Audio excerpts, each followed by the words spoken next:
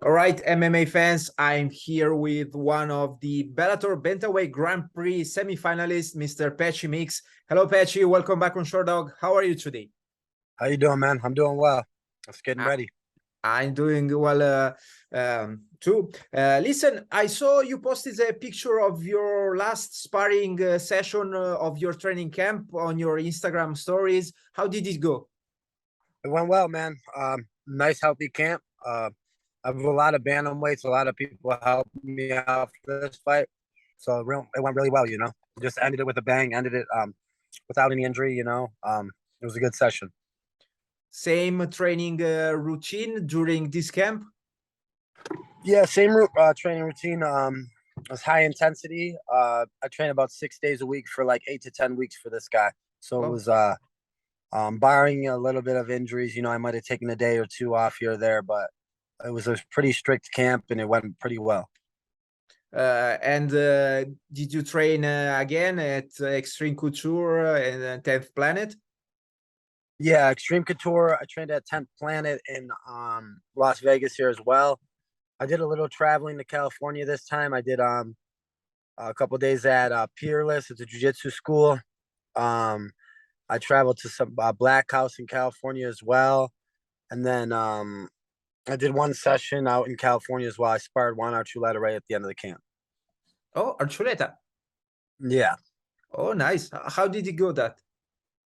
It was good. We did I think me and him did like 3 to 5 rounds, but it was good, man. It was a good training session in California. We had a lot of good guys there. There was Georgie. They had a couple other teammates that were really highly touted as well. So even though you are former opponents inside the Bellator cage, there is no animosity between the two of you, right?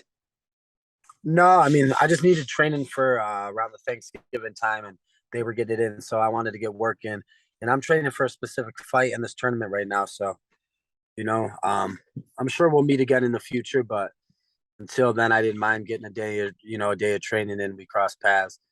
No bad blood, just competition. If you're not signed against me right now, then my eyes aren't set on you. But of course, in the future, I'd love to, get one back because that's my only loss in my record.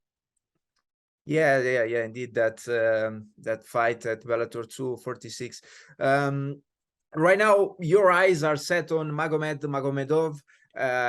You're going to face him in the semifinals of the Bellator Grand Prix at Bellator 289.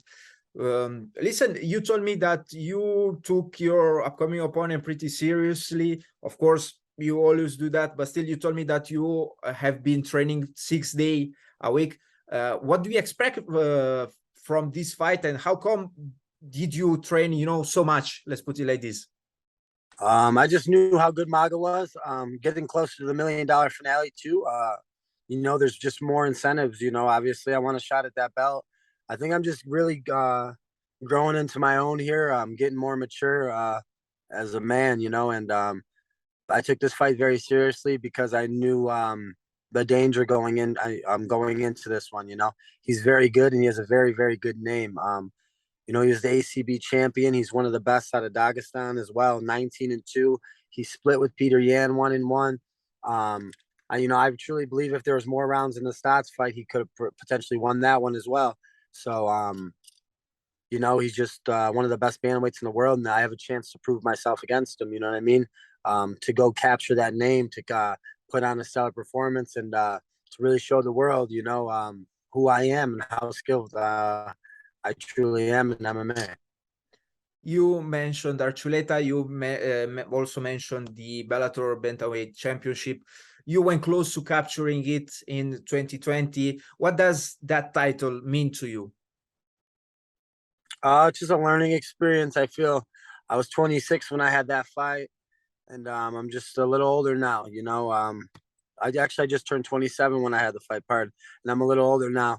I hadn't gone 5 rounds, and I really wasn't tested. I almost finished everybody I've ever fought. And so to be able to go out there, get tested, to do it with no fans, to do it, in a empty arena, just gave me more experience in the highest level of, combat that I need. You don't really know until you're in there, at the highest level, fighting for a world title, how you're going to react. And I did well in the first 2 rounds, and I reacted poorly my cardio, in the last 3, 4, and 5. So it showed me a lot of things I was able to work on and gain. When I'm fresh though, I'm a problem, in this division. So I'm making sure that I'm in shape to go 5 rounds every fight now. Well, you showed your improvements in 5-round fights in your latest cage appearance when you dominated former Bellator MMA title holder Kyoji Horiguchi. How did it feel to score such a great victory? It was good, man. Horiguchi, he's a legend, so it was good to go out there and just get a win over him. I feel like I dominated the fight. I feel like there was a unanimous decision, no questions asked. The rounds that I won and the rounds that he won, they were even up for question. I could have won those too. So I was able to strike with him. I was able to cut him. I was able to take him down multiple times, take his back, and threaten with chokes. So it was a good performance by me to do that to former two division world champion, being a champion in Rizin and then being a champion in Bellator. He was a 2 promotion pardon world champion. So that's an impressive feat by him, and it was a very big feather in my cap to go and go get a win over him. And did you feel better going into the championship rounds? I felt a lot better going into rounds 4 and 5 this time. I feel like I controlled the pace a lot better, and I was able to hit him with some shots. But now I've just been working off that, So, even in this fight, I'm hoping to show more tools to in my toolbox. When we spoke ahead of your fight with Horiguchi, you told me that you were going to push, you would, push for a finish. That didn't happen. Was there anything at all that surprised you coming from Horiguchi? No, nothing surprised me. He just, he's good at not getting submitted. Like, I'm trying to not desperately, but I'm trying to throw up submission attempts, and he's just kind of turtling up and not trying to get out. So, like, if he makes the adjustments to get out, throw himself to his back, I'd probably mount him and elbow him, cut him up. But he's kind of just shelling up, and I'm okay to win there. I'm dominating the guys, and I have a body lock. I'm trying to force a finish, but I'm not going to give up position in order to, try to make something that's not there. You know what I mean? Like, sometimes, you have to play the long game and win positions. And I'm necessarily like, it's kind of weird. I think it's like our body styles too. I'm so high up on his back because I'm so long and he's so short. So it's hard for me to get underneath his neck, like in that rear naked choke position. And that's where we spent like a lot of the fight there. But I think some minor adjustments, I feel like I could have finished it.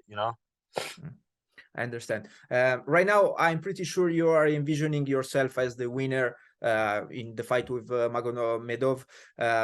Who do you see facing? In the final though, between Rufion Stots and Denis Sabatello. Yeah, God willing, I beat Magomedov. I come out healthy. We obviously still have to go and do the fight, and I'm confident, as I'm sure Maga is with himself too. So when I win, or if I do win, and whatever happens on that side of the bracket, I feel like Stots, he should be the favorite to win. He has the harder body of work, I'd say, and he should win. But I could see Sabatello maybe taking him down and stalling him out. And again, and then I let you go. Have you given some thought about your walkout song this time? All the Lights by Kanye West. It's always the same walkout song normally. So I think I'm gonna come out to that, but I might change it. Who knows? I know I have a lot of fans coming out. I'm only a few hours away from Connecticut, so I have a lot of fans coming out. I'm gonna have a whole Patchy mixed crowd, so it's gonna be last time we fought here with fans was my Isaiah Chapman fight, and I finished with Salute Stretch, so this one's gonna be a big show. Patchy, do you have any last messages? No, just thank you to my team, my sponsors. A big shout out to everyone that's been helping me out for this fight, and tune in next Friday on Showtime. Tune in, watch me advance the Grand Prix finale. Thank you for giving us a little bit of your time today. Best of luck. Hopefully, I will hear again from you in the future. All right, sounds good, brother. Have a nice one, man. Bye.